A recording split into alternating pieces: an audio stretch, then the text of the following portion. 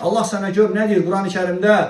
Kul innel khasirinellezine khasiru enfusahum ve ehlihim yevmel kıyame ele zâlike huvel husranul mubin. De ki, həqiqi husran içərisində olan ziyan çəkənlər özlərini və ailələrini ziyana uğradanlardır.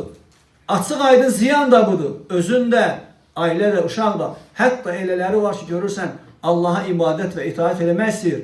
Ata qoymur, ana qoymur. Allahdan qorx.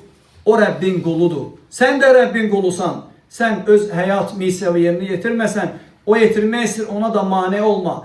Əgər sən bugün evlada və ya ailəyə başını bağlamağa mane olsan, namaz qılmağına mane olsan, onun ziyanı dünyada da, axirətdə də sənə qaydacaq.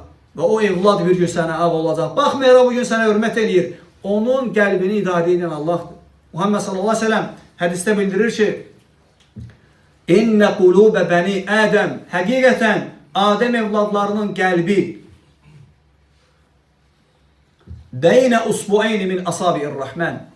Mərhəmətli Allahın barmaqlarından iki barmaq arasındadır. Yuqallibuha keyfə yaşa. İstədiyi kimi çevirir. Çevirər o evladın qəlbini, hətta sənə əl də qaldırar. Hətta sənə küfür də eləyər. Hətta səni söyə də bilər. Eləmə, Allahdan qorx. Qoy Allaha ibadət eləsin. Qoy xeyir əhlinin yolunu tutsun. Qoy hicab bağlasın. Məcbur edir ki, evladı içməlisən. Niyə imtihan edir onu? Görüm sən namaz qılırsan, yoxsa yox.